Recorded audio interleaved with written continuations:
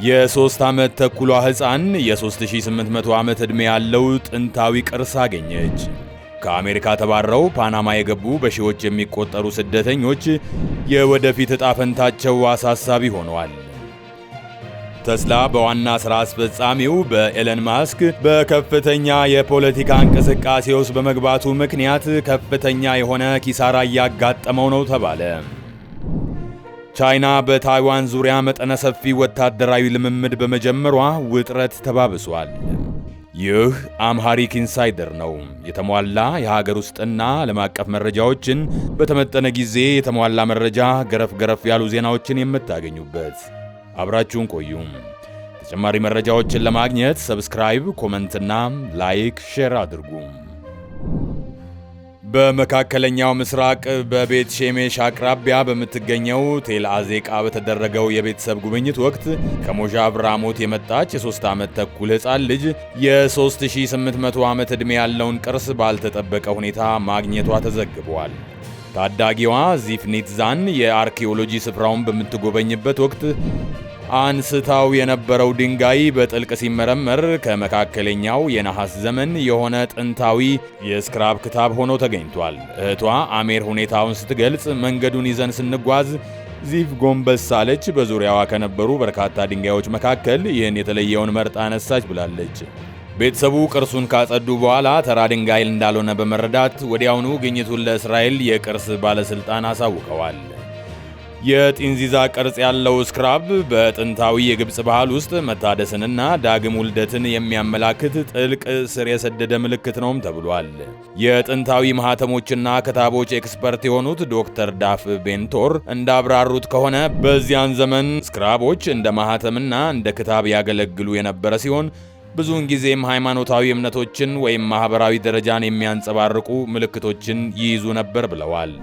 ቴል አዜቃ በዳዊትና በጎልያድ መካከል የተደረገው ታሪካዊ ውጊያ የተካሄደባት ስፍራ እንደሆነ ስለሚታመን ከፍተኛ ታሪካዊና መጽሐፍ ቅዱሳዊ ፋይዳ ያለው ቦታ ነው። በስፍራው የተካሄዱ ቁፋሮዎች ከይሁዳ መንግሥት ዘመን የነበሩ የከተማ ቅጥሮችንና የግብርና ተቋማትን ያሳዩ ሲሆን ይህም የአካባቢውን የበለጸገ የባህል ቅርጽ የሚያጎላ ነው ተብሏል።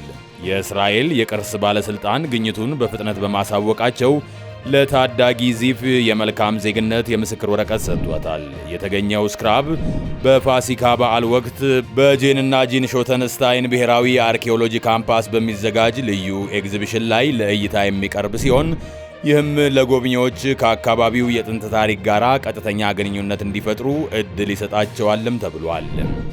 ይህ ግኝት ከጥንታዊ ስልጣኔዎች ጋር የሚያገናኘን ብቻ ሳይሆን በሺዎች ለሚቆጠሩ ዓመታት የእስራኤልን ምድር የቀረጹትን የበለጸጉ የባህሎች ጥልፍልፎችን የሚያስታውስ መሆኑም ተገልጿል። ቻይና በታይዋን ዙሪያ መጠነ ሰፊ ወታደራዊ ልምምድ በመጀመሯ ውጥረት ተባብሷል።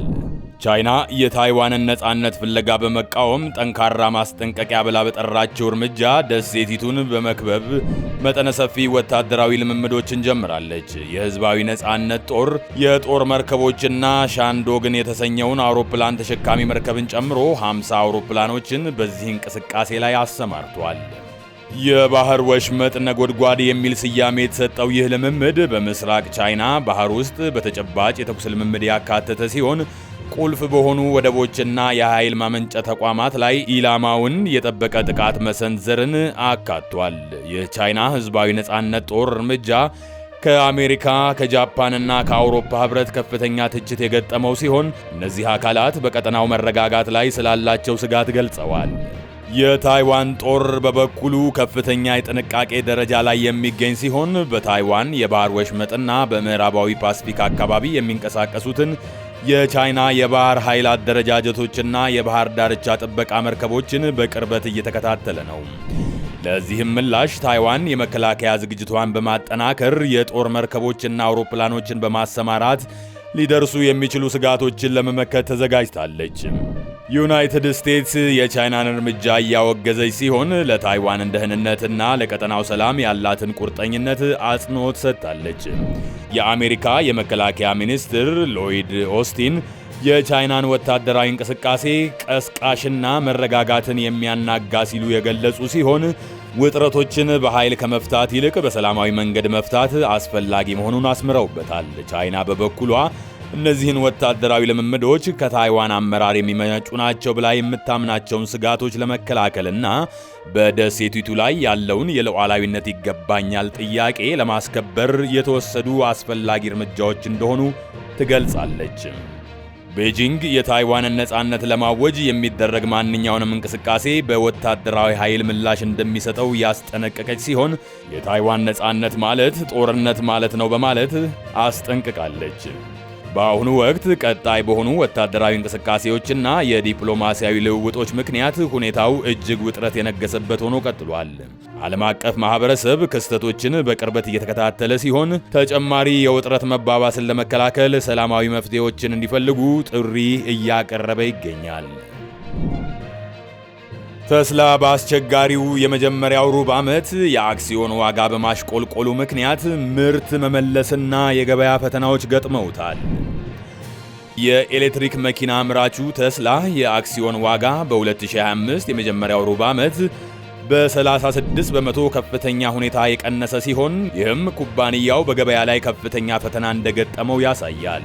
ይህ ከፍተኛ ቅናሽ የተከሰተው አሳዛኝ የሽያጭ ቁጥሮችን፣ በአመራሩ ዙሪያ የተነሱ ውዝግቦችና በርካታ ተሽከርካሪዎች ለደህንነት ሲባል እንዲመለሱ መደረጉን ጨምሮ በተለያዩ ምክንያቶች ጥምረት መሆኑ ተገልጿል። በተለይ በአውሮፓ የቴስላ ሽያጭ ፈታኝ ሆኗል። በፈረንሳይ በመጋቢት ወር የተመዘገበው ሽያጭ ካለፈው ዓመት ተመሳሳይ ወቅት ጋር ሲነጻጸር በ37% የቀነሰ ሲሆን የሩብ ዓመቱ አጠቃላይ ሽያጭ ደግሞ በ41% ቀንሷል። በተመሳሳይ በጀርመን የተሽከርካሪዎች መዳረሻ በ50% በመቀነስ ከ2021 ወዲህ ዝቅተኛውን አሃዝ አስመዝግቧል። እነዚህ ቅናሾች ተስላ በቁልፍ ገበያዎች ላይ ስላለው ተወዳዳሪነት ስጋትን አስነስቷል። የምርት ጥራት ችግርም ቴስላን አጋጥሞታል። ኩባንያው ወደ 46000 የሚጠጉ የ2024 እና 25 ሞዴሎች ሳይበር ትራኮችን ሙሉ በሙሉ ማለት ይቻላል በቀላሉ ሊነቃቀሉ የሚችሉ የውጭ መሸፈኛ ፓናሎች በመንገድ ላይ አደጋ ሊያስከትሉ ይችላሉ በሚል የደህንነት ስጋት ምክንያት እንዲመለሱ አድርጓል። ይህ የምርት መመለስ ከጥር 2024 ጀምሮ ከተመዘገቡት 7 ከደህንነት ጋር የተያያዙ ችግሮች ተከታታይ ክስተቶች አንዱ ነው። በተጨማሪም የአመራር ውሳኔዎች የቴስላን ሁኔታ የበለጠ አወሳስቦታል።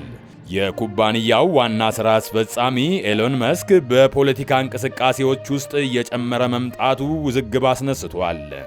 በዶናልድ ትራምፕ አስተዳደር የፕሬዝዳንት አማካሪነት ሚናውና የመንግሥት ቅልጥፍና መምሪያን መምራቱ የአድሎ ግንዛቤ እንዲፈጠር በማድረግ የተወሰነውን የቴስላን ደንበኞች ክፍል በተለይም በአካባቢ ጥበቃ ላይ ንቁ የሆኑ ሸማቾችን እንዳራቀ ተነግሯል። ይህ የምርት ስሙን ገጽታ እንዲቀንስ አስተዋጽኦ አድርጓል። የቴስላ ፈተናዎች በመባባስ የስዌድን ግዙፍ የኢንሹራንስ ኩባንያ ፎክሳም በቴስላ የሰራተኞች መብት አያያዝ ላይ ባለው አቋም ምክንያት በኩባንያ ውስጥ የነበረውን የ$160 ሚሊዮን ድርሻ ሽጧል። ቴስላ የስዌድን መካኒኮች የህብረት ድርድር መብት እንዲኖራቸው ፈቃደኛ ለመሆኑ በኖርድሪክ ክልል በሚገኙ የሰራተኛ ማህበራትና የጡረታ ፈንዶች ከፍተኛ ትችት አስነስቶበታል። ይህም ጉልህ የሆነ የድርሻ ሽያጭን አስከትሏል።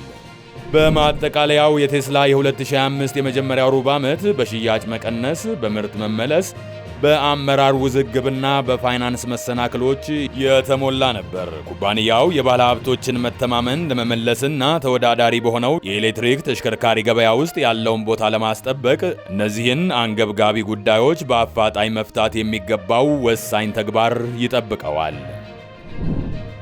ከአሜሪካ ተባረው ፓናማ የገቡ በሺዎች የሚቆጠሩ ስደተኞች የወደፊት ዕጣ ፈንታቸው አሳሳቢ ሆኗል። በአሜሪካን ሀገር ጥገኝነት ለመጠየቅ ከትውልድ ሀገራቸው አፍጋኒስታን፣ ሶማሊያ፣ ካሜሩን፣ ቻይና፣ ኤርትራ፣ ኢትዮጵያ፣ ፓኪስታንና ኢራንን ጨምሮ ከተለያዩ ሀገራት የሸሹ በሺዎች የሚቆጠሩ ስደተኞች በትራምፕ አስተዳደር ጥብቅ የኢሚግሬሽን ፖሊሲዎች ምክንያት ከአሜሪካ ተባረው ወደ ፓናማ መላካቸውን ተከትሎ ሁኔታዎች አሳሳቢ መሆናቸው ተዘግቧል። እነዚህ ግለሰቦች በማዕከላዊውና በደቡብ አሜሪካ እጅግ አደገኛና አስቸጋሪ ጉዞዎችን ካለፉ በኋላ አሜሪካ ቢደርሱም ተይዘው የተባረሩ ሲሆን በአሁኑ ወቅት ፓናማ ውስጥ እርግጠኛ ባልሆነ የወደፊት ሁኔታ ውስጥ ይገኛሉ። በርካታ ስደተኞች ፓናማ ሲደርሱ በፓናማ ከተማ በሚገኘው ዲካፖሊ ሆቴል ውስጥ ጥብቅ ጥበቃ እየተደረገላቸውና ከውጭ ዓለም ጋር ያላቸውን ግንኙነት በተገደበ ሁኔታ በቁጥጥር ስር መዋላቸውን መረጃዎች ያመላክታሉ። ከነዚህ ስደተኞች መካከል አንዳንዶቹን የሚወክሉ ጠበቆች እንደተናገሩት ግለሰቦቹ ከማንም ጋር እንዳይገናኙ ተደርገውና የሕግ ድጋፍ ሳያገኙ ታግተው የቆዩ ሲሆን ይህም በመብታቸውና በደህንነታቸው ላይ ከፍተኛ ስጋት መፍጠሩን ጠቁመዋል። የፓናማ ባለስልጣናት በበኩላቸው ሁኔታውን አምነው የተቀበሉ ሲሆን ስደተኞቹ ከአሜሪካን ሀገር በተደረገ የስደት ስምምነት መሰረት የሕክምና ክትትልና ምግብ እየተሰጣቸው መሆኑን ገልጸዋል። ይሁን እንጂ ግለሰቦቹ የገጠማቸው እገዳና ያልተረጋገጠ የሕግ ሁኔታ የሰብአዊ መብት ተሟጋቾች ድርጅቶችን ከፍተኛ ትችት አስነስቶባቸዋል። ድርጅቶቹ ዓለም አቀፍ የሰብአዊ መብት ሕግጋት ሊጣሱ እንደሚችሉና የተባረሩት ሰዎች ደህንነት በእጅጉ እንደሚያሳስባቸው ገልጸዋል። ሁኔታው መቋጫ ያላገኘ ሲሆን ዓለም አቀፍ ማህበረሰብ ክንውኖችን በቅርበት እየተከታተለ ይገኛል። ለተጎዱ ግለሰቦች ሁሉ ሰብአዊ አያያዝ እንዲደረግና መብታቸው እንዲከበር ጥሪዎች እየቀረቡ ነው።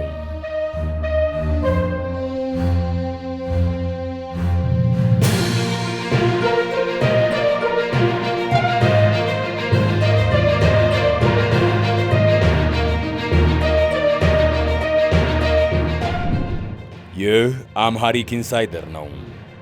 ዛሬ የያዝነው መረጃ ይህንን ይመስላል። በቀጣይ በዕለታዊና ትኩስ መረጃዎች ተመልሰን እስከምንገናኝ ቸር ያቆየን። መልካም ጊዜ